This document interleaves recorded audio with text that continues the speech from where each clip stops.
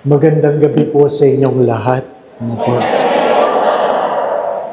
Simulan po natin ang gabing ito sa ngalan ng Ama, Anak, Espiritu Santo. Ama naming mapagmahal, tinawag mo kami, nawa po'y pagpalain mo kami sa gabing ito, puspusin mo kami ng iyong banal na Espiritu upang marinig namin ang dapat naming marinig, makita namin ang dapat naming makita, upang magawa namin ang dapat naming gawin. Hinihiling po namin ito sa pamamagitan ni Kristo na aming Panginoon. Ama namin, sumasalangit ka, sambahin ang ngalan mo, mapasa amin ang kaharian mo, sundin ang loob mo dito sa lupa para ng sa langit.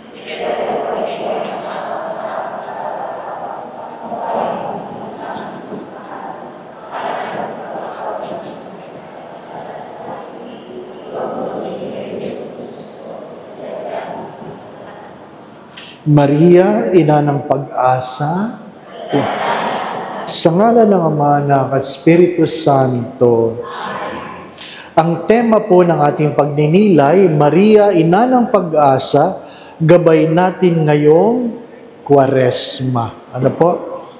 Pero sana hindi lang ngayong Kwaresma, gabay natin sa ating buhay. Sa mga nanonood po sa atin sa online, inaanyayahan ko kayo na pumasyal sa parokyang ito, Our Lady of Assumption. San ba yan malapit, Father? Sa Manila Zoo. Di po ba, no? Po. Sasabihin ko sana Harrison Plaza. Wala na. Ano po? Manila Zoo. Ano po? Pasyalan po ninyo. Ano po? Mararamdaman nyo ang pag-ibig ng Diyos sa parokya at sa bawat isa. Ano po? Sisimulan ko po ang gabing ito sa isang kwento na medyo hindi maganda.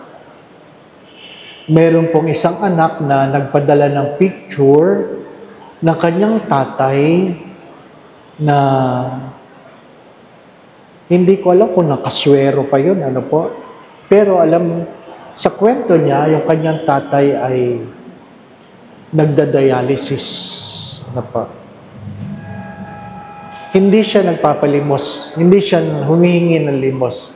Ang kanyang kwento ay, ito po ang aking tatay. Nung malakas pa, linggo-linggo, mayroong inuman sa bahay.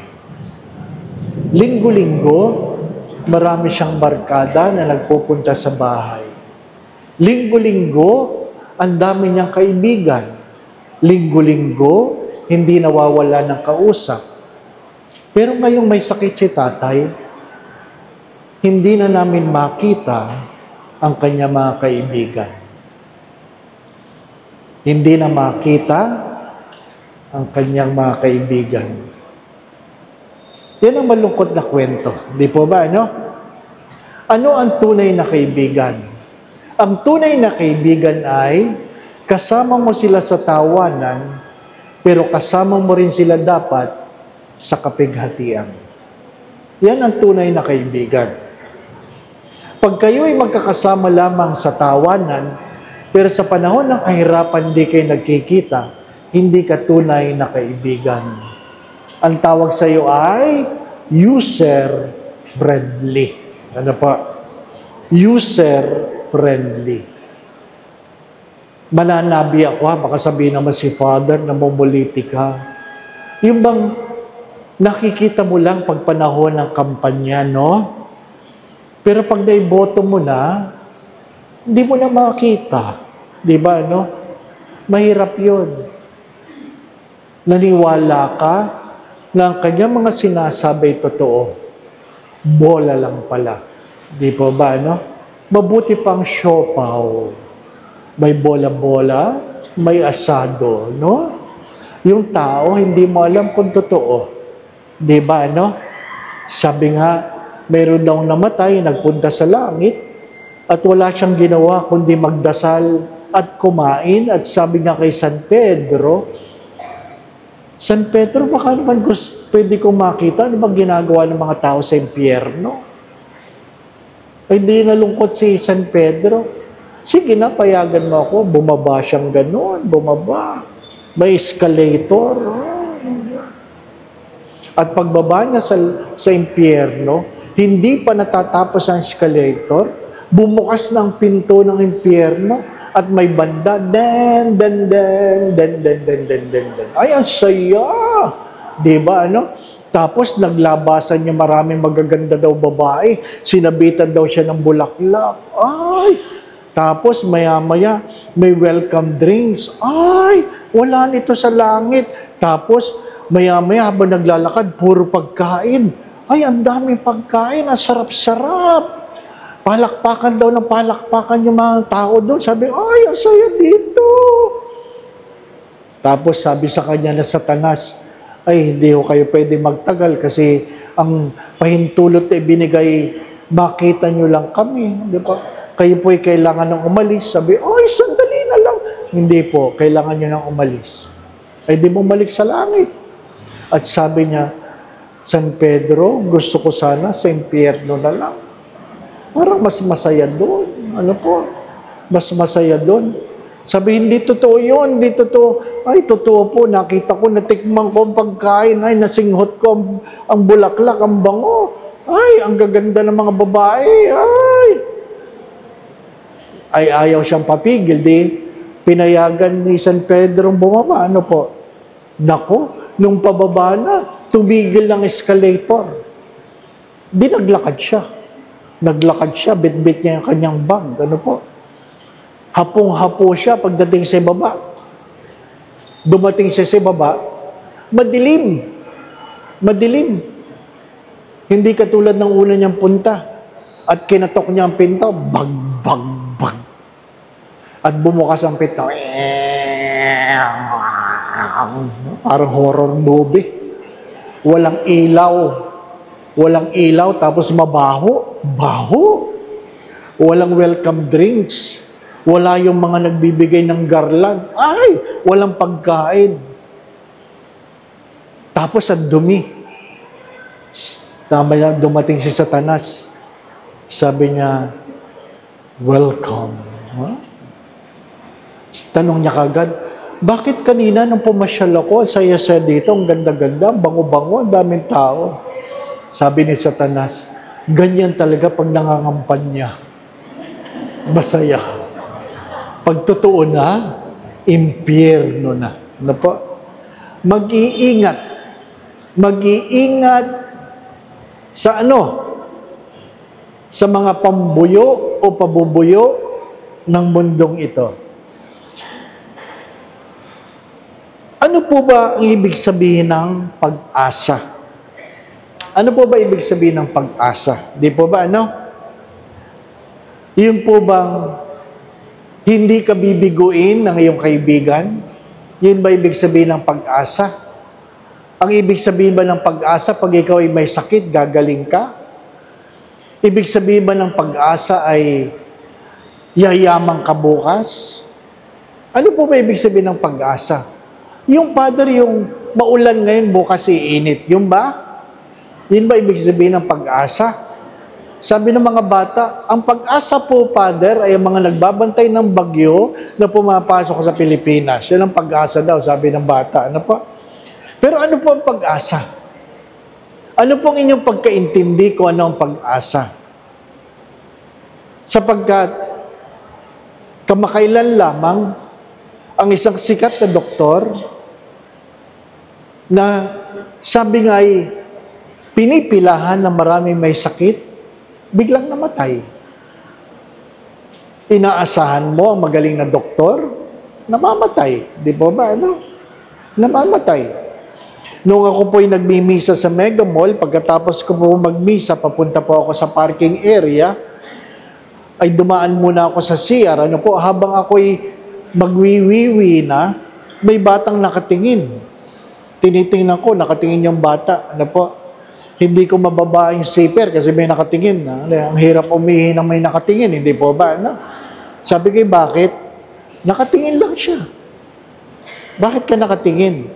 Tinitingnan lang niya talaga ako. Ay, ihi na ako. Di umihi na ako. Ano po? Nung umihi na ako, lumabas yung bata. Paglabas ko, nakita ko yung bata, kausap nung isang matanda na nagsisimba sa chapel. Sabi ko, anak po ninyo yan? Opo, Father. Ah, anak niya pala. Ano po? Opo. Sinasabi niya sa akin, ano po daw? Ang pari pala umiihi din. Namamatay din. Namamatay din. Ano po? Si Father Doji may sakit. Di po ba? Ano? Hindi natin alam kung hanggang kailan. Walang nakakalam. Kung inaasahan natin o ang pag-asa para sa atin ay mayroong isang magandang bukas, baka mabigo tayo. Sapagkat hindi yan ang sinasabi ng Santo Papa na ang pag-asa ay hindi nang bibigo. Ang pag-asa ay hindi nang bibigo. Hope, do not disappoint. Hindi totoo yan. Kung ang titingnan natin ay ang mundong ito. Ang mga nakako sa iyo nung ikaw ay pinakasalan, minsan yan ang bumibigo. Di po ba? Ano? Yung mga gagastos ng pagkamahal-mahal sa kasal. Ha? Hindi naman kailangan mahal ang kasal.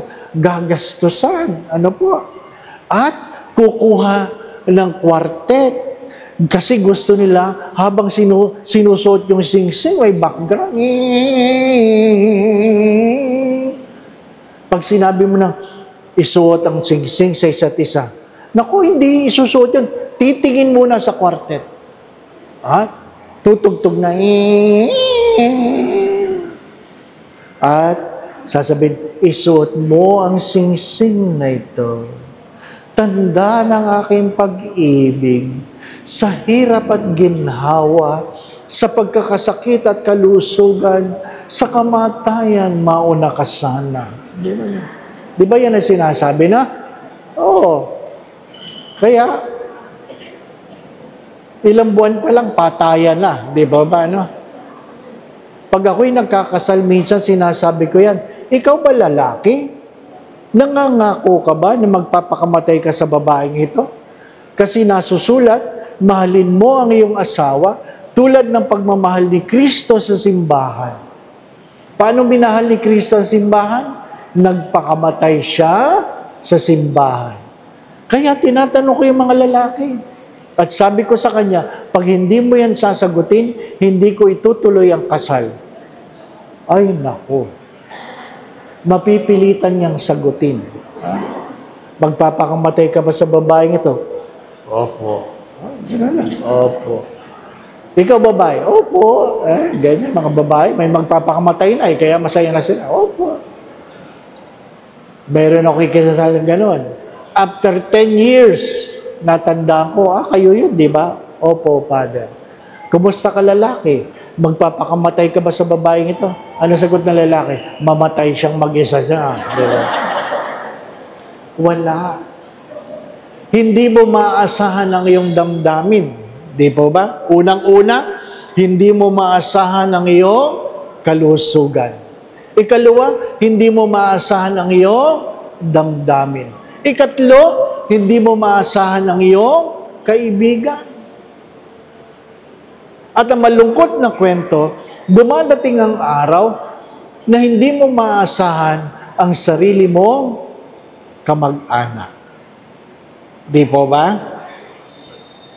Anong malungkot na kwento ngayon? Pag tumatanda ang magulang, pinagtutula ka ng mga anak kung kanino titira. Di ba? Bakit sa amin si mama? Sa inyo naman. Bakit sa amin si papa? Sa inyo naman. Di ba, no? Hindi mo na maasahan. Nag-aaway yung mga mayayaman sa mana, pero walang nag-aaway kung sinong kukup-kup sa matandang magulang. No? Wala. Minsan nga, binibigyan, hindi dahil mahal, kundi para umalis. Ano ibig sabihin? Pag dumadalaw ang magulang sa mga anak, ano sasabihin ng anak? Bigyan mo na yan para umalis. Di po ba, na? Bigyan mo na yan para umalis. Ngayon, yan ang mga anak na yan, ang takot na takot tumanda, kasi sila mismo ang bumigo sa sarili nilang magulang. Ano ang pag-asa? Kung ang nasa paligid natin ay bibiguin tayo. Di po ba, ano? Ano ang pag-asa kung nasa paligid natin ay bibiguin tayo?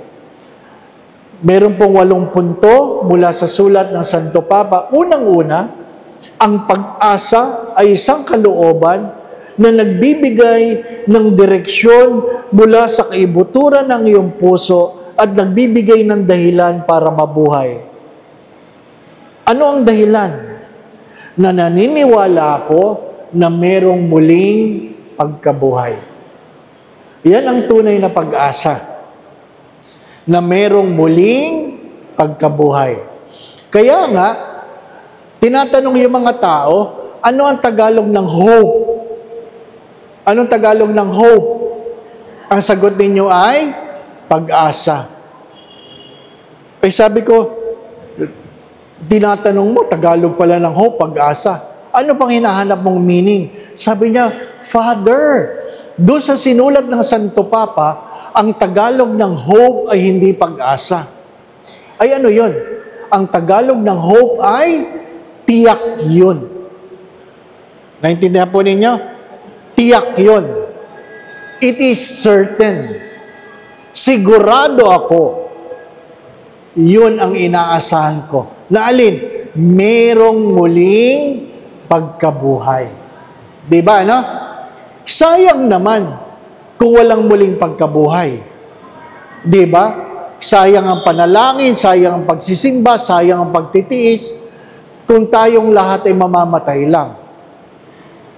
Mahalagang merong kang inaasahan na tiyak na hindi ka bibiguin, merong muling pagkabuhay. Kaya lang, ang problema doon, sa muling pagkabuhay, hindi naman lahat pupunta sa langit. Di po ba, ano? Sa ayaw at sa gusto natin. Hindi tayo lahat pupunta sa langit. Kung inyo pong pinakinggan ang mga panalangin sa misa, dati lahat, ngayon ay marami. Magkaiba yung marami sa lahat. Di po ba? Gaano karami? Hindi ko alam. Pero hindi lahat. Marami ang pupunta sa langit, pero hindi lahat. Ang tanong ay, pupunta ka ba sa langit? Ano sabi po ni Santa Teresa ng Avila? Para pumunta ka sa langit, kailangan mong mamatay. The only way to go to heaven is to die. So, walang pumunta sa langit na hindi namatay. Ay si Kristo, namatay yun. Muli lang nabuhay, hindi po ba, no? Juan Bautista, ay namatay yun. Hindi po ba, no? Ay, paano si Elijah? Ha? Oh, si Elijah yun, hindi ikaw yun, di po ba, no? Ay, Father, bakit yung bakit to yung magnanakaw nakatabi ni Jesus sa krus? Di po ba, no? Hindi pa yun patay, pero sinabi na ni Jesus, ngayon pa lamang, alalahanin kita sa paraiso, di po ba, ano? Ay, di ibig sabihin, pumasok na kagad yun. Oo, kaya lang tandaan ninyo, nakapako yun. Kung gusto nyo makapasok agad, magpapako kayo. Ano po? Magbo-volunteer ang inyong kura paroko. Ano po? Mamili kayo ng pako ang gusto nyo. Di po ba, ano? Ha? Gusto natin madali eh. Kaya pag tinatanong, total, mamamatay rin naman. Sa anong pamamaraan nyo gusto mamatay? Paulit-ulit ko yung tinatanong. Sa anong pamamaraan nyo gusto mamatay? Gusto nyo bang nalulunod? Nasusunog? Nadaga na ng building? Nabangga? Nasagasaan ng pison? O para plat na plat? Anong gusto nyo? Sa anong pamamaraan nyo gusto mamatay? Ha? Inaatake. Gusto niya? Anong gusto? Sagot! Ha? O wala kayong pinagkaiba sa lahat. Lahat ng tinanong ko, Father, sana kunin ako ni Lord habang natutulog. Bakit? Para wala nang Hirap. Totoo naman yun. Para wala nang hirap, kunin ako ni Lord habang natutulog. At dahil yan ang panalangin ng lahat, anong nangyayari? Sa misa may namamatay na. Sa misa. Bakit? Natutulog eh. Unang pagbasa, unang pagtulog. Ikalawang pagbasa, pangalawang pagtulog. Humiliya, mahaba-habang pagtulog. Di po ba, no? O hindi kinuha ni Lord, natutulog eh. Di po ba, no? Kitang-kita ka ni Father dyan. Nakangaka.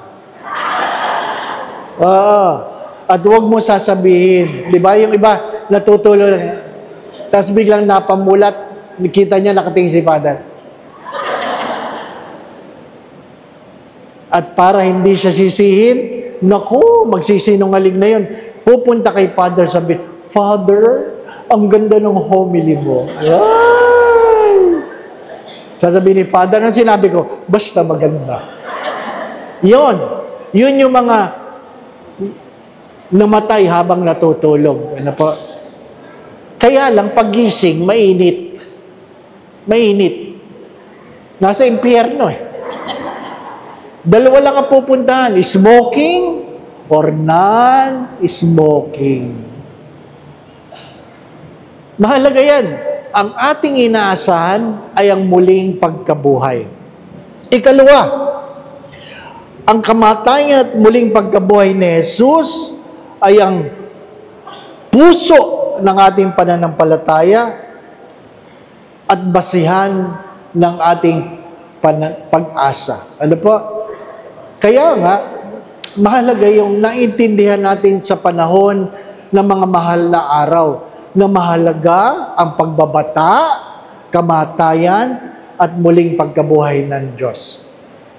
Yan ang batayan.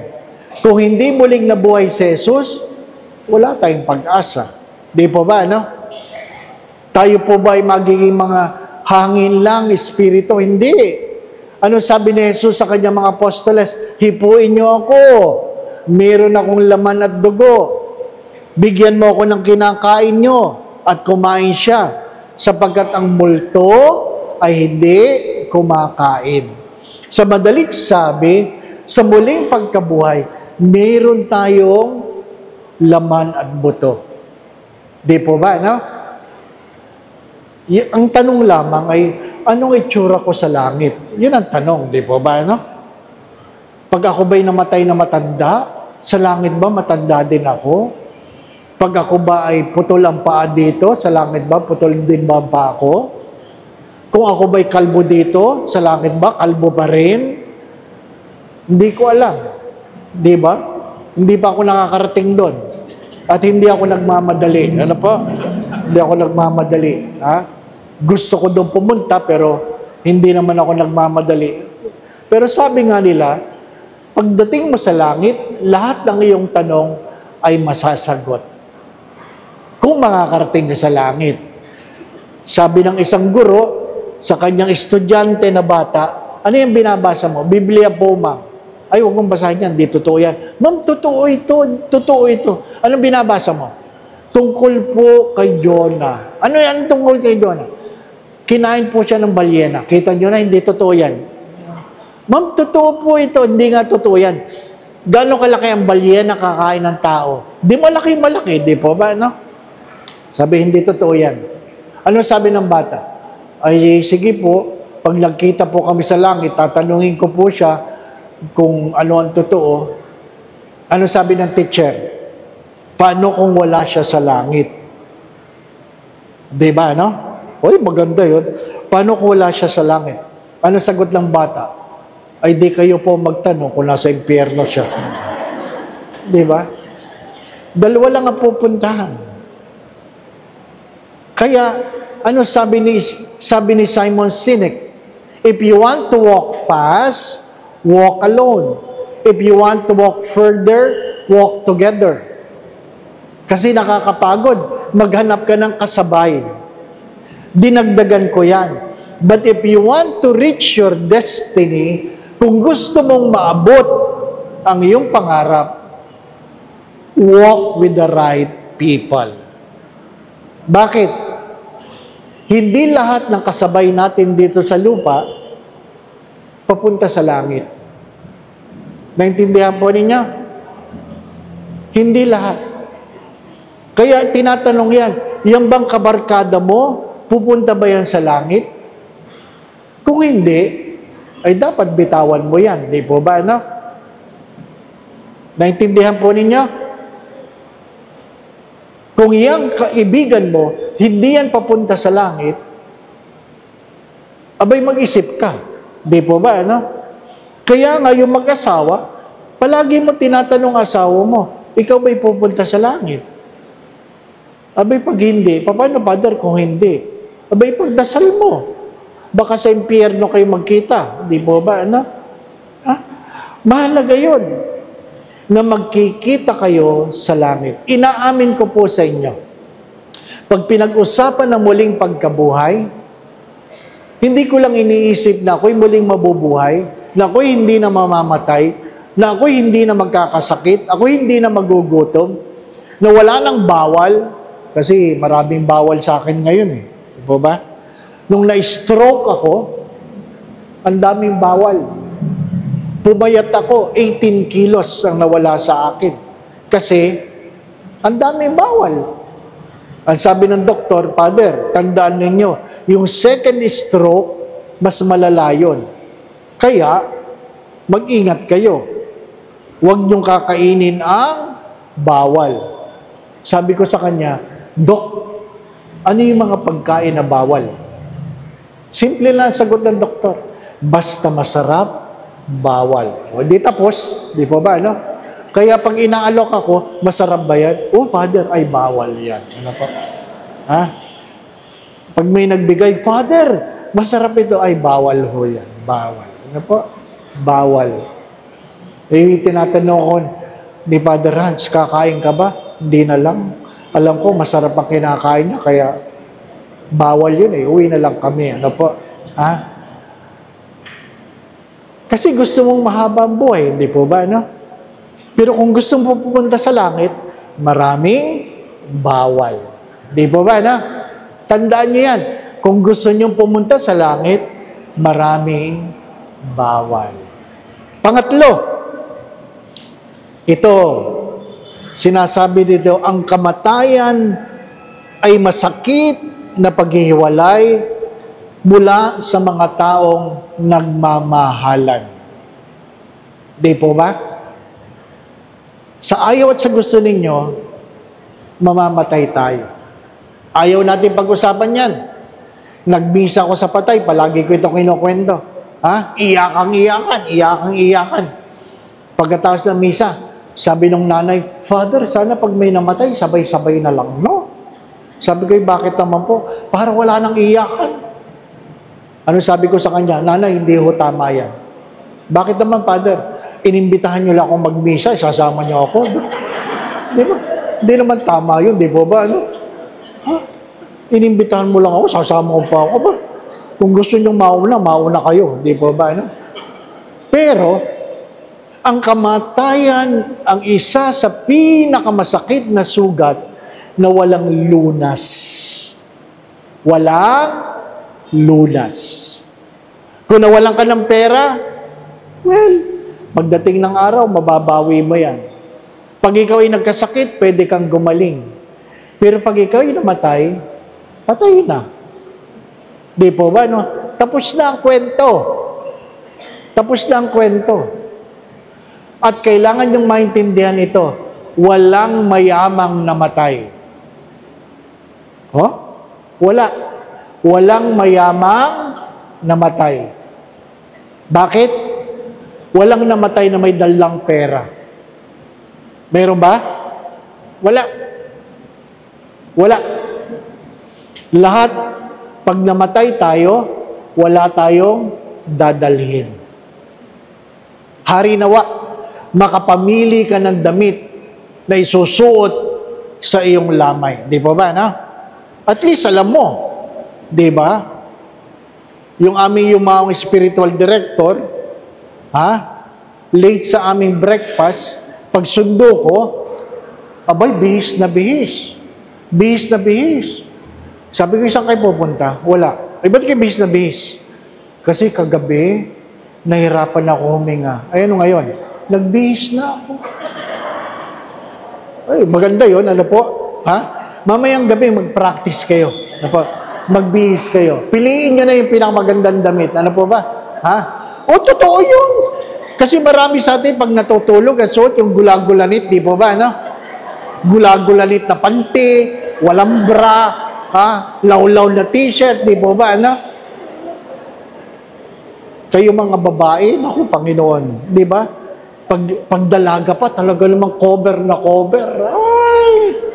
Ha? Pag may asawa na, tinatakpan na lang ng tuwalya ang dibdib, di ba ba, na pumunta sa tindahan sa umaga, no? Pag matanda na, wala na, nakaladla na. Oh, di ba? Aywan ko ba sa inyo? Magbihis kayo. Ha? Magbihis kayo. Nung na-stroke ako, completely paralyzed. Wala talaga. Nakakarinig, nakakapagsalita, pero hindi pwedeng imulat ang mata at wala nang pakiramdam. Simula leeg hanggang paa. Nagmisa ako sa umaga ng alas 7, nagkasal ng alas 3, alas 5:15, paralyzed. Bago mangyari yon, nagpa-blood test ako. Ganda ng blood test ko. Sabi ng doktor, healthy. Oh, stroke. Kaya nga, simula nun, hindi na ako naniniwala sa blood test. Ano po? Huwag kayong masyadong kampante, hindi nyo alam. Ha? Oh, dinandun ako sa hospital.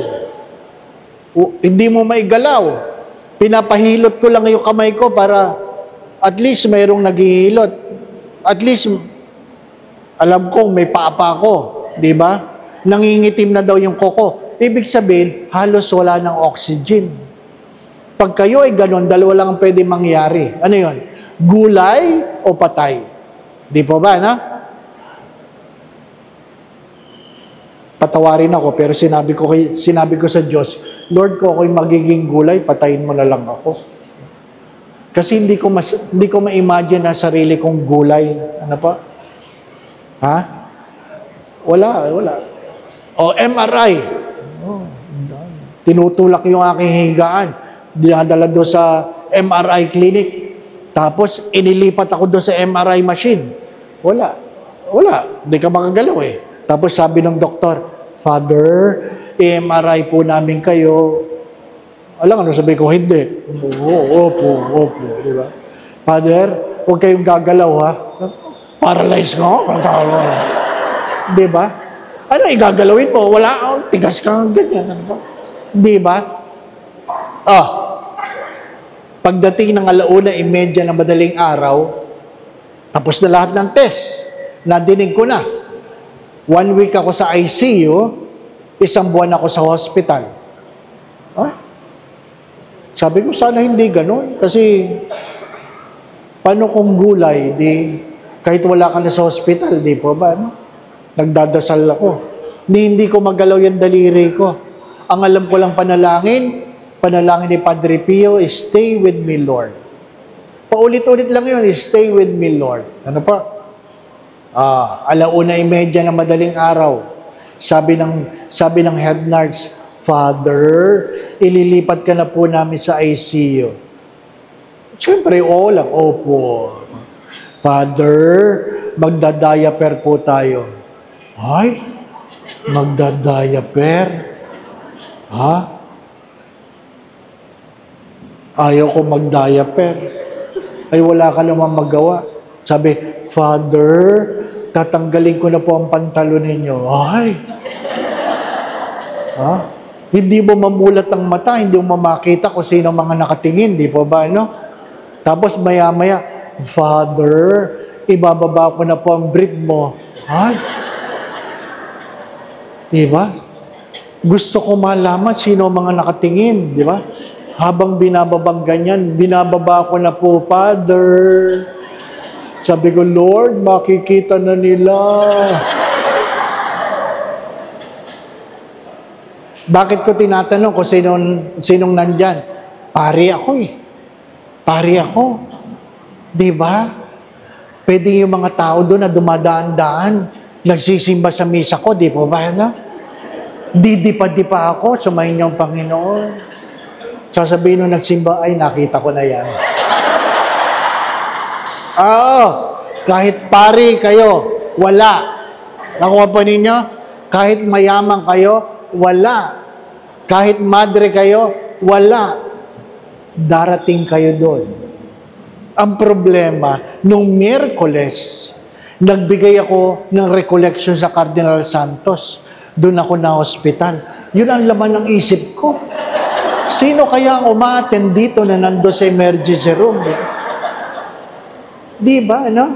Yung mga tinatago-tago nyo, lalabas yun. Di ba? Ano sinasabi ko magbihis kayo? Kasi nung ako'y nakatayo na, alam ninyo, after 2 days, may galaw ko uli ang katawan ko. After 5 days, pwede na ako lumabas sa hospital. Kaya lang makulit yung aking neuro, sabi, kung may barayan sa utak, may barayan sa puso. Ay di, palabas ka na, naharang ka pa. Di ba ba, ano? O di mag-angiogram ka, mag-angiogram. Masakit. Ano po? Kasi pinasok yung camera dito. Masakit. Hindi ka pinapatulog. Tinatanong ko yung doktor ko kasi bakit yung mga ina-angiogram pinapatulog? Yung kapatid ko, in-angiogram, sarap ng tulog. Ako, hindi. Ay sinabi niya, kasi Father, stroke ka. Hindi ka namin pwedeng damihan ng anesthesia, baka di ka magising. Ay, kaya, at least, di ba, no? Oh. Doon angiogram, may nakita, 7 bara. 7 bara. Ha? Kaya, nag-angioplasty. Ha? 7. Nung sinabing, Father, may bara 7. Ay, nako, yung mata ko parang metro ng nagkukwenta. Kasi, ang bayad ng isang stent ay 350,000. Times 7. Aba, milyones. Di ganun ako. Sabi ng doktor, Father, baka malapit na ako may stroke. Father. Ano po yun? May discount. Kahit na may discount, kinukwenta ko. 300 times 7, 2.1 million. Di ba, no? Paano ko babayaran yun? Ay, nako. Talagang ipapahiya ka ng Diyos. Pero, hindi naman ako namatay. Ano po? Parang doon sa buong panghihirap na yun, ang natandaan ko lang, nag-diaper ako. Nag-diaper. Kaya, nung nagkaroon kami ng alumni homecoming mga pari, alam niyo ang tanong ng mga pari? Father, nung ikaw ba'y na-stroke, bago ba ang brief mo? Kasi nakakahiya nga naman, hinuhubaran ka butas-butas, di ba ba, no? Sabi ko, malalaman ko bang may stroke ako para magbihis ako ng bagong brief, di ba ba, no? Siyempre, hindi ko alam, di ba? Pero maganda yung lagi kang handa. Mag-practice kayo mamaya. Ano po? Yung magandang panty, di ba ba, no? Pag tinanong ng asawa mo, ba't ka nakabihis? Practice. Di ba? Disente. Sapagkat hindi mo alam kung kailan. Naintindihan po ninyo? Ay, hindi nyo alam. Maganda sana habang nagmimisa kami mga pari, doon ka matumbay. Ano po? Habang tinataas mo yung ostyang, gano'n, no? Pagbaba, tog. Ay, ang ganda. Ay, patay na si Father. Ang ganda. Patay na nga lang, di ba ba, no? Kaysa naman yung katabi mo natutulog, Sister, gising. Ay, patay na. Natulog di ba ba na? Death will come. Fourth, we aspire for happiness that brings fulfillment which is love. Ano ibig sabihin nun? Ang tunay na kasayahan sa mundong ito ay hindi yung nahahawakan ng kamay, kundi kung ano ang nararamdaman ng puso. What matters most is not what your hands can hold, but what your hearts can keep. Lahat. Darating ang araw. Ang yumaong Monsignor Tantoco, nagkaroon po siya ng Parkinson. Alam niyo yung Parkinson? Yung hindi makontrol yung braso. Ano po? Naglalaway siyang ganyan. Hindi niya mapahid. Hindi siya makakain ng kanya. Dinalaw ko po siya sa arsobispado, nakaupo siya. Alam niya naman ng Parkinson, di po ba, no? At nagkwento siya, malinaw na malinaw ang kanyang isipan. Nagkwento siya kung bakit napakahirap. Sabi niya, walang pakinabang. Hindi ako makakain dahil hindi mo naman may subo yung kutsara kasi pag sinandok mong ganyan, mananabog yung kanin. Ano po? Ni hindi ka makainom. Kahit ano ang iyong titulo, wala kang pakinabang. At inamin niya sa Kardinal Chito Tagle, na kung saan ang Kardinal mismo nagkwento, sinabi niya na sabi daw ng yumaong Monsignor, sabi niya, kung hindi lang ako pari, nagpakamatay ako. Nagpakamatay ako. Mahirap. Kaya nga ano sabi ni Mother Teresa ng Calcutta, maraming tao ang takot magmahal kasi yung kanilang mga minamahal, sila lang ang may kapangyarihan na saktan sila. Sino yung mga taong pwedeng makasakit sa inyo? Yung mga taong minahal ninyo. Hindi kayo masasaktan ng inyong kaaway. Bakit? Hindi nyo sila mahal. Kaya, ang mag-asawa ay nasasaktan dahil minahal kita eh. Nangako ka, hindi po ba, no? At sino daw ang sabi nga'y punong-puno ng dalamhati sa mundong ito? Ang sagot ay, ina. Ina. Ang mga nanay daw, ang pinakamaraming sugat sa puso. Bakit? Sila yung mga taong nagmahal ng una na kung saan ang kailang mga minamahal ay wala namang kinabukasan kung sila ay gagantihan. Di po ba, no? Pag lumabas ang bata, yung mga nanay dito, alam niyong mahal niyong inyong anak. Di po ba, no?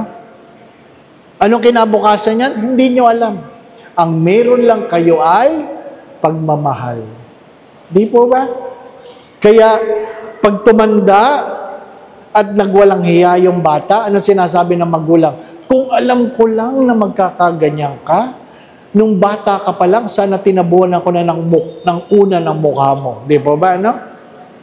Sapagkat minahal kita, pero puro ka pasakit sa buhay ko. Ano ang pasakit ng anak? Hindi yung anak ay hindi nakatapos. Hindi yung anak ay hindi yumaman. Ano ang sakit ng mga ina? Yung mga anak na minahal mo, pero nung tumanda, walang galang. Di po ba? Yun ang pinakamasakit. Yung kung makasagot, kung makasigaw, akala mo pakain ka. Di po ba? Yun ang masakit. At yun ang iniluluha ng maraming ina. Hindi ko makalimutan, nang kami nasa city jail, yung nanay, dinadalaw niya ang kanyang anak sa araw ng dalaw, at kanya-kanya silang dala ng pagkain. Nung lumabas ang anak, at nakita ng anak na ang dala ng nanay ay sardinas lamang, isinabog ng anak sa mukha ng nanay yung sardinas at kanin. Pinigilan ako nung bantay ng chapel, sabi niya, hindi pa ako parino, sabi niya, brother, huwag kang makikialam, baka magkagulo. So, tahimik lahat. Kasi baka magrambol. At nung pumasok yung anak, yung nanay, kaawa-awa mukha. Pinupunasan niya ang kanyang mukha ng sardinas. Nilapitan ko siya, tinulungan ko siyang damputin yung mga sumabog na kanin at sardinas sa sahig habang nagpupunas. Binigyan siya ng basahan. Pero ako'y namangha nang sabihin ng nanay, pasensya na kayo, anak ko yan. Tumulo ang luha ko. Pasensya na kayo, anak ko yan.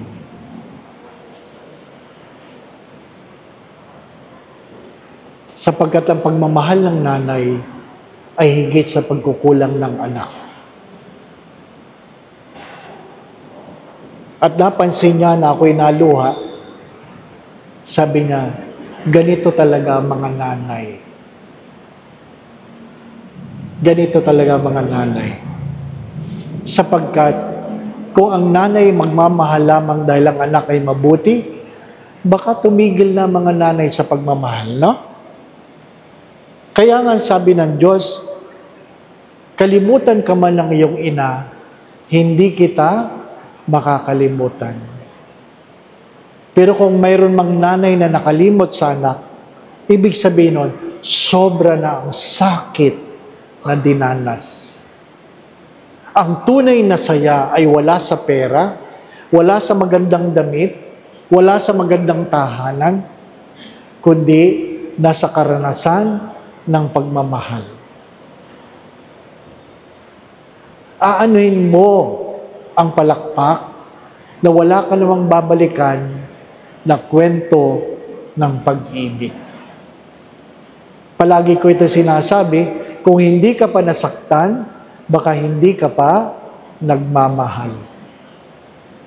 Inuulit ko, kung hindi ka pa nasaktan, baka hindi ka pa nagmamahal. Fifth, we should prepare ourselves consciously for God's judgment. Ito po yung paalala sa misa kanina. Huwag kakalimutan na darating ang araw, tatayo tayo sa paghuhusga ng Diyos. Tatayo tayo. Ano sabi? Pinakain mo ba ang nagugutom? Pinainom mo ba ang nauuhaw? Dinamitan mo ba ang hubad? Tinanggap mo ba mga estranghero? Dinalaw mo ba ang may sakit? Dinalaw mo ba ang mga nasa bilanggo?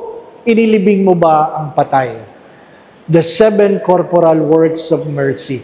Yan po ang basihan mula sa aklat ng Ebanghelyo ni San Mateo. Di po ba?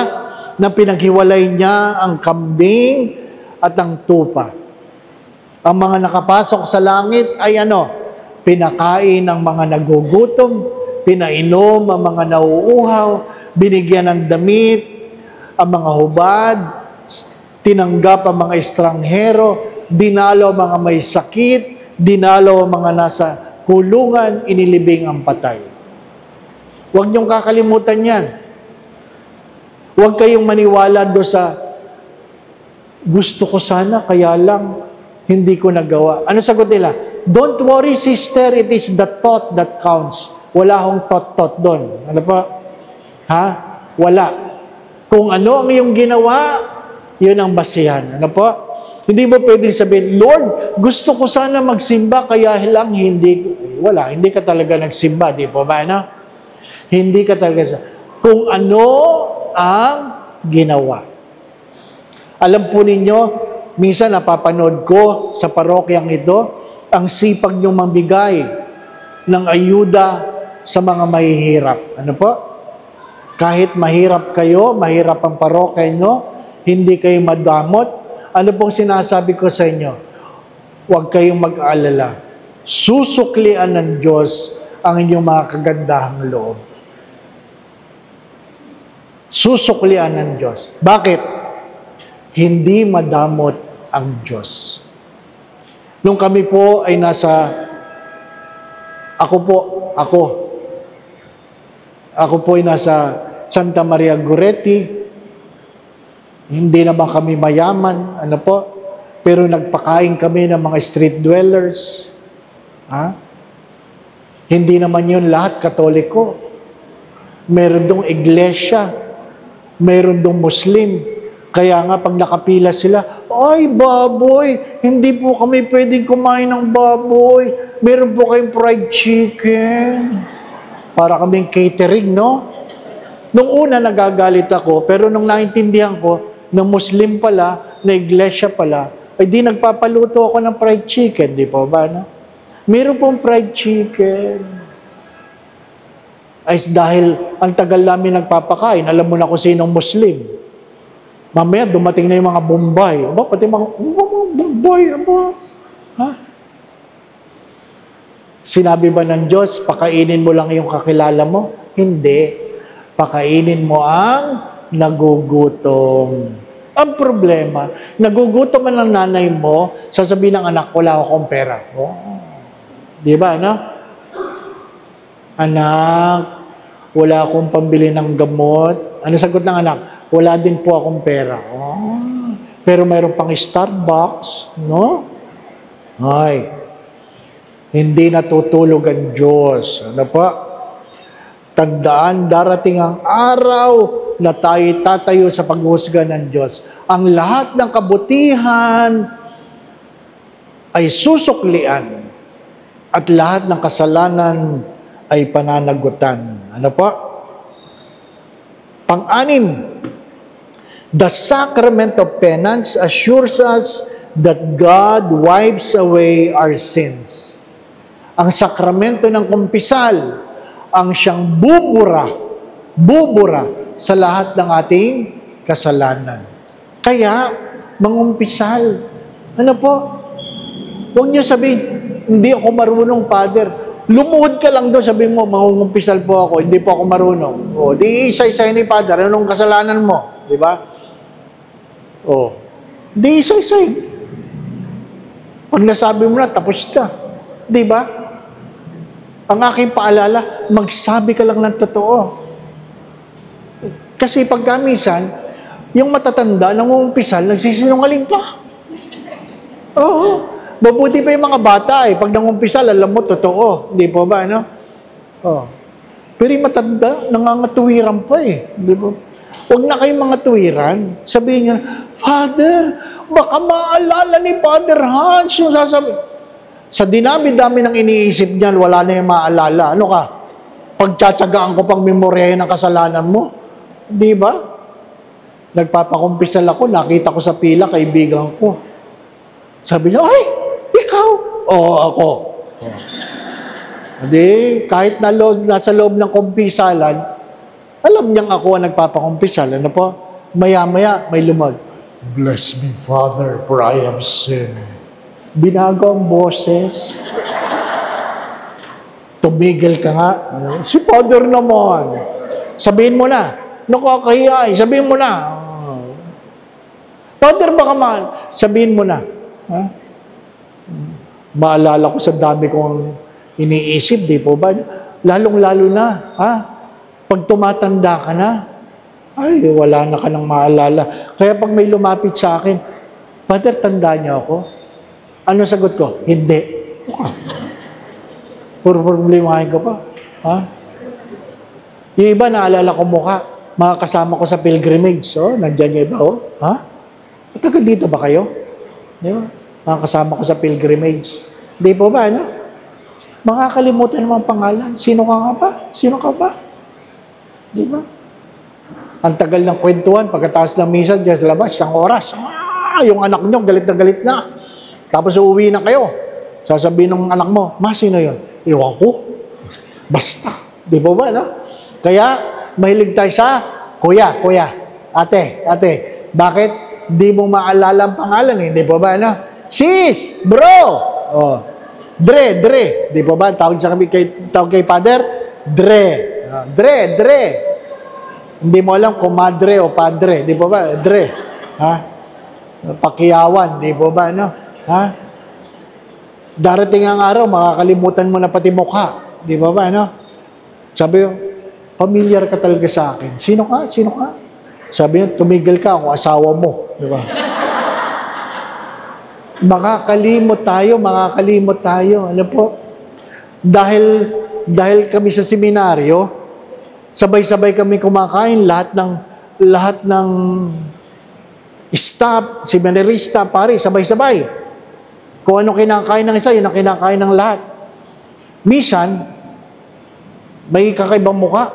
Sabi ko, sino bisita namin, pare? Sino ba ito? Pamilyar sa akin ng muka. Siyempre, hindi ka nagtatanong, di po ba nun? Kung hindi ko maalala, itatanong ko sa seminarista para hindi masyadong nakakaya.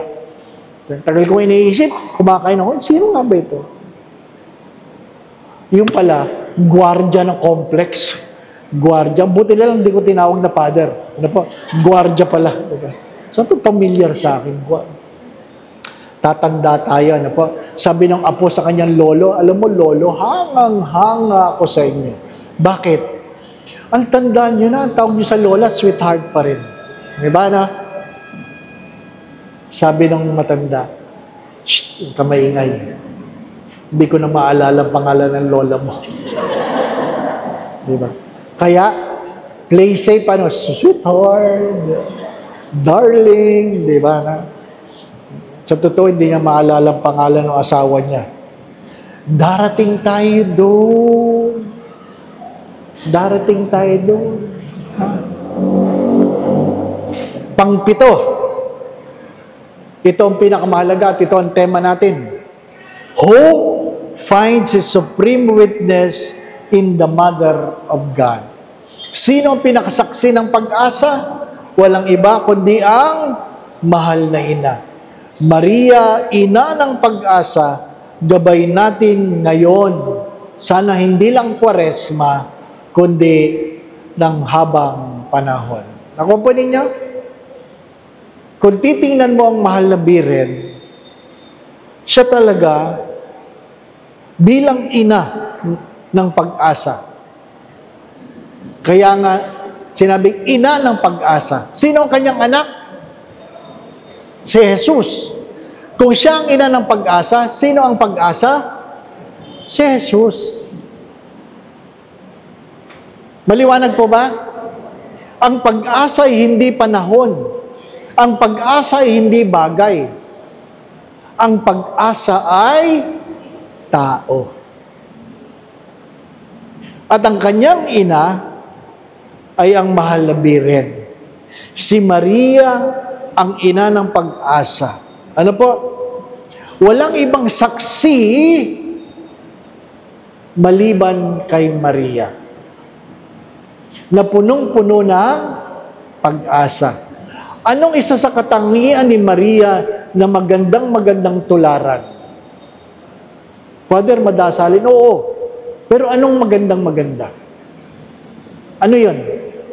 Yung kahit hindi niya naintindihan, sinusunod pa rin niya ang kalooban ng Diyos. Pinagninilayan niya.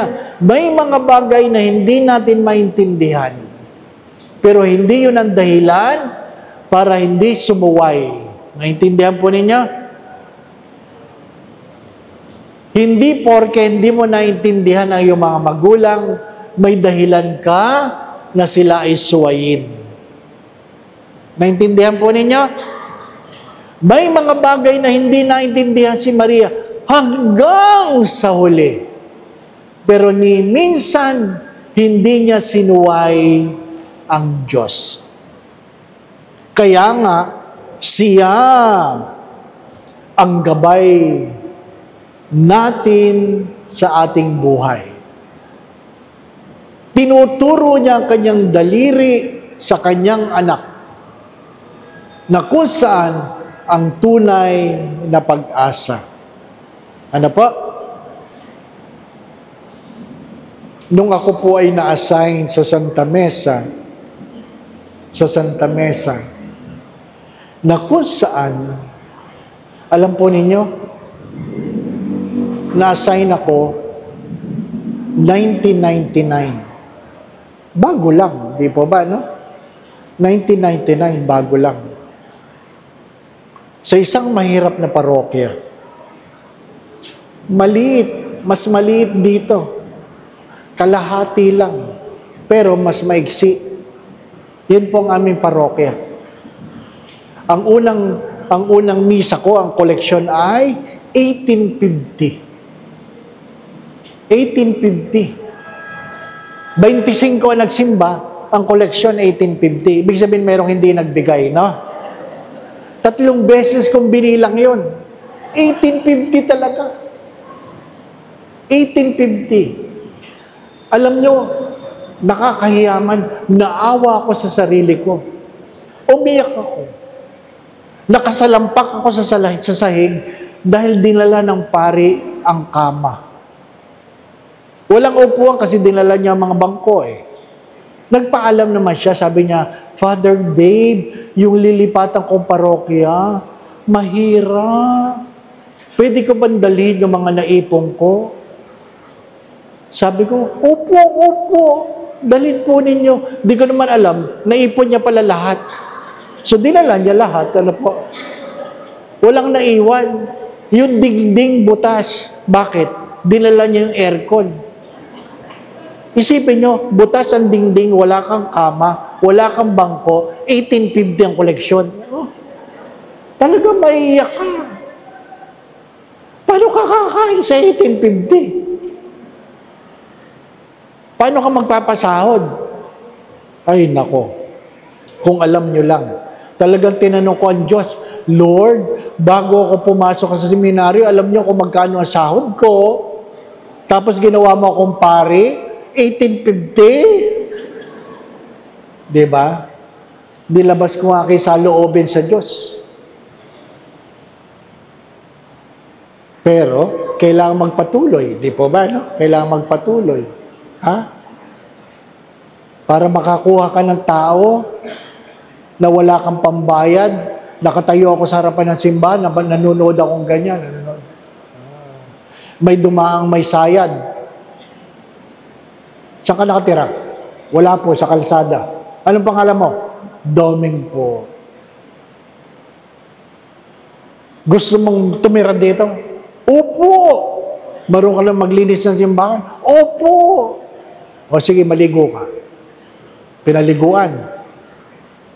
Ay taong grasa eh. Pinaliguan. Pinagupitan. Nagmukhang tao. Tao. Binihisan. Ay, pwede na. Pwede na. Ay, dahil naman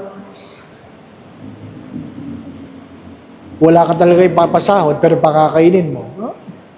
Malinis ang simbahan namin. Malinis. Kung magkano lang ang pera ko, yun ang, bili ka ng pandesal, daming, bili ka ng pandesal. Araw-araw, bili ka ng pandesal. Yun lang aming breakfast. Yun lang aming breakfast. Pero minsan, pagkatapos ng misa, nagulat ako, may itlog kami, may itlog. May itlog. Pandesal at itlog. Kape. Sabi ko, Doming, saan galing ang itlog? Alam mo yung sagot niya? Sa mahal na birhen po. Ay mahirap kontrahin yun. May sayad eh. Di po ba? Pag pinatulan nyo, kayo may sayad. Di ba? Sabi ko talaga, opo. Kinabukasan, may itlog na naman. Doming, saan galang itlog? Mahal na birhen po. Talaga? Opo, Father, opo. Pangatlong araw, may itlog na naman. Doming, sa totoo lang, saan galing ang itlog? Sa mahal na birhen po. Saan sa mahal na birhen? Doon po birhen natin. Paano binigay sa'yo ng birhen? Sa ilalim po ng palda. Sa ilalim daw ng palda. Ano po? Babantayan mo yung birhen mo. Ano po? Sa ilalim ng palda.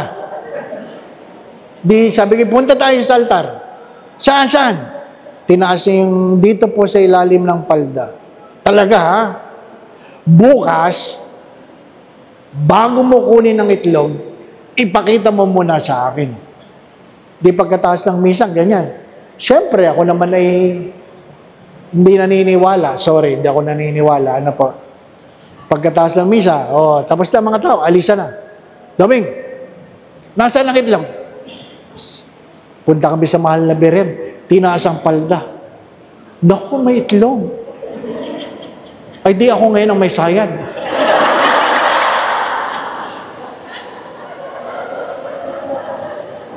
Ay di ako hiyang-hiya. Oo, hiyang-hiya ako. Kasi may itlog eh. Ibig sabihin, hindi siya nagsisinungaling. Di, ang tagal namin nakatayong ganyan, tinitingnan ko yung mahal na Beren. At sabi ko lang ay, sige, kunin mo na. Kukunin mo araw-araw ha, baka mapisa ha. Opo, Father. Alam mo, totoo. Hanggang naging maayos ang aming koleksyon. Pero, may mga araw na nagtatago ako sa choir loop. Inaantay ko kung sino lalapit sa Beren. Diba? Alam naman ng itlog ang Beren namin. May naglagay doon. Sino kaya? Ha? Sino? Wala. Hindi ko mahuli. Hanggang gabi, hanggang magsara ang simbahan, walang lumapit sa mahal na Beren. Ano po? Ay di tinanggap ko na yung mahal na Beren nagbibigay ng itlog. Ano po? Hanggang sa may nagbibigay na ng ulam. Ay di, pwedeng wala ng itlog, di po ba? No? Anong nangyari? Nung kinukwento ko sa mga tao, ay naku, dumami ang deboto ng mahal na Beren. Ano po? Dumami. Habang nagmimisa kong ganyan, nakita ko, may hikaw ang mahal na Beren namin, may hikaw. Sino naman may kalukuhang naglagay ng hikaw sa mahal na Beren? Siyempre, yung mga deboto, di po ba, na nagpapasalamat, di po ba? Ay, kayo ha, kung ano-ano nilalagay niyo sa mahal na Beren, alisin yan, alisin. Napuno ako. Bakit? Nung nagmisa ako, may shoulder bag ang mahal na Beren. Ay, rosaryo lang dapat ang hawak niyan, di ba ba, no? Abay, may shoulder bag. Sinabi ko talaga sa misa, tigilan niyo yung kalokohan yan, ha? Baka lumakad na mag-isa yan, hindi ko alam.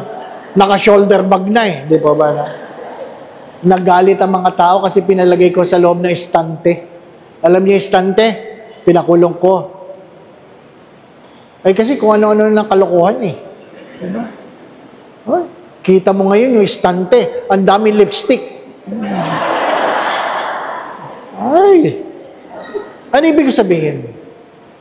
Hindi nagpapabaya ang mahal na Beren. Hindi natin sinasamba ang mahal na Beren. At yun ang palaging batikos ng ibang sekta. Hindi natin sinasamba.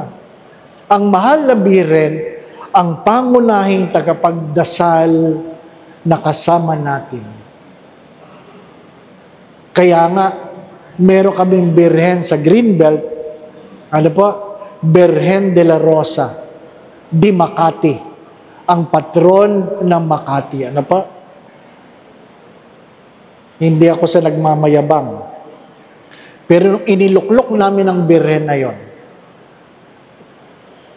yun ang kauna-unang Birhen na nakalagay sa aming sanctuary, sa altar.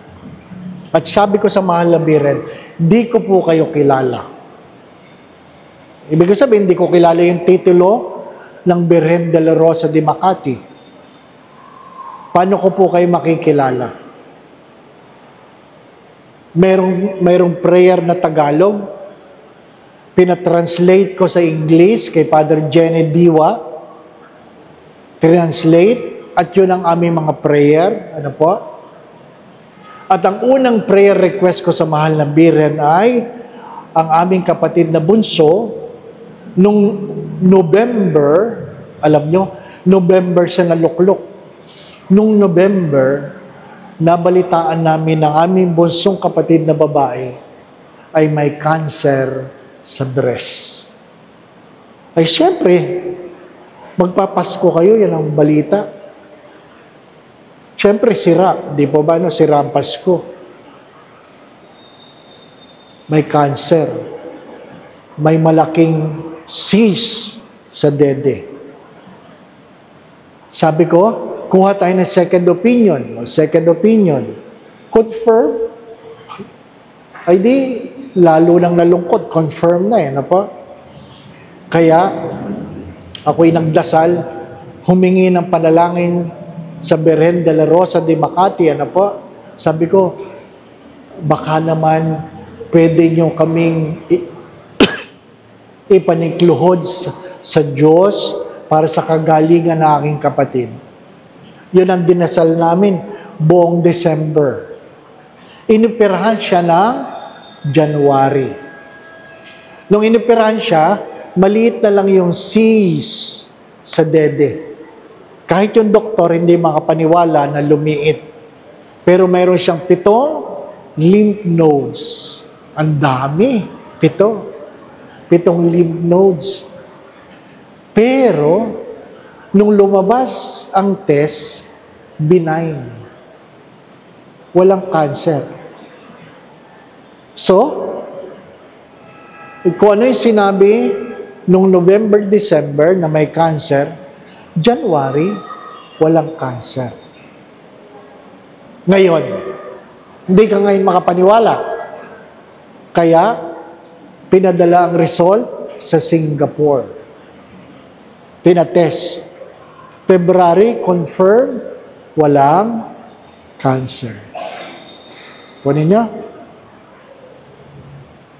Kaya, araw-araw, pag ako'y nagmimisa, hinahawakan ko ang sapatos ng mahal na Birhen para magpasalamat at idulog ang mga may sakit. Walang imposible sa Diyos. Merong imposible sa doktor, pero walang imposible sa Diyos. Ako po ninyo, hahamakin niya ang mayaman. Hahamakin niya ang marurunong. Hahamakin niya ang malalakas. Hahamakin niya ang makapangyarihan. Upang tayo matutong magpakumbaba. Si Maria ang ina ng pag-asa. Gabay sa ating buhay. Hindi lang ng Kwaresma. Hindi lang ng Kwaresma. Kaya kung anuman ang iyong problema, dumulog ka sa mahal na ina. At sabihin mo, ipanalangin mo kami. Ano po? Ay, 8:10 na. Ano po? Tapusin na natin. Pangwakas, sa huli, sino ang pag-asa? Si Jesus. Anong kanyang pangalan? Emmanuel. Ano ibig sabihin ng Emmanuel? Ang Diyos ay sumasa atin. Yan ang ating pag-asa. Ang ating pag-asa ay hindi lang mayroong ina na tinuturo ang kanyang daliri sa kanyang anak ng pag-asa, kundi siya mismo ang sumasa atin, kasama natin sa araw-araw. Ano ang Kwaresma? Ang Kwaresma ay hindi tungkol sa kasalanan. Inuulit ko, ang Kwaresma ay hindi tungkol sa kasalanan. Ang Kwaresma ay tungkol sa pag-ibig ng Diyos sa gitna ng ating mga kasalanan. Inuulit ko, ang Kwaresma ay hindi tungkol sa kasalanan. Sabi ni Saint Ignatius of Loyola, it is more sinful to talk about sin outside the context of God's love. Sa madalit sabi, ang Kwaresma ay tungkol sa pag-ibig ng Diyos sa gitna ng ating mga kasalanan. Hindi ikinagagalak ng Diyos ang kamatayan ng sino mang makasalanan, kundi ang kanyang nais ay ang mga kasalanan ay magbalik loob upang magkaroon ng buhay na walang hanggan. Amen? Amen. Sumainyo ang Panginoon. Magsitungo kayo, tingin. Ang pagpapala ng Diyos, manatili pong nakaupo. Mag-ukol tayo ng ilang saglit na katahimikan, kayo mismong humingi sa Diyos ng inyong mga pangangailangan. Huwag kakalimutan, si Maria ang ina ng pag-asa. Hingin natin ang kanyang mga panalangin. Panginoon, salamat po sa gabing ito. Salamat po sa iyong biyaya. Salamat po sa iyong pag-ibig sa gitna ng aming mga pagkukulang. Salamat po sa iyong mga pagmamahal sa gitna ng aming pagmamadamot. Salamat po sa iyong mga pagpapala sa gitna ng aming pag-aalinlangan. Panginoon, dinudulog ko po ang bawat isa na narito ngayon. Maging ang mga nakikinig sa amin sa online. Panginoon, hipuin mo po ang bawat isa. Tingnan mo po ang aming pananampalataya, hindi ang aming kahinaan na nagdadala sa amin sa paulit-ulit na pagkakasala. Nawa po'y ingatan mo sila. Ilayo mo sila sa lahat ng uri ng kapahamakan. Patuloy mo silang pagkaluban ng kalakasan, kalusugan. Kung meron man sa kanilang may karamdaman, nawa po sa makapangyarihang pangalan ng iyong anak na si Jesus sa taga Nazaret, pagkaluban mo sila na kagalingan. Pinalakad mo mga pilay noon, palakarin mo mga pilay ngayon. Binulat mo mga mata ng mga bulag noon. Buksan mo ang mga mata ng mga bulag ngayon. Binuksan mo ang tenga ng mga bingi noon. Buksan mo ang tenga ng mga bingi ngayon. Panginoon, ang mga pipi ay pinagsalita mo. Nawa po ay ang mga pipi sa ngayon ay makapagsalita at magbigay puri sa iyo. Panginoon, walang imposible po sa iyong pag-ibig sa gitna ng aming mga pagkukulang at pagkakasala. Nawa po'y ingatan mo ang bawat isa, Panginoon. Kung meron man sa kanilang mga pinagdadaan ng suliranin o problema, tuwangan mo sila, alisin mo ang kanilang mga pagkatakot at pangamba. Dagdagan mo po ang kanilang pananalig at pananampalataya sa iyo. Nawa po sa panahon ng Kwaresmang ito, maintindihan nila ang iyong pag-ibig at pagmamahal. Nawa po ang iyong kapangyarihan ay maramdaman nila, O Panginoon. Dagdagan mo po ang kanilang mga tawanan.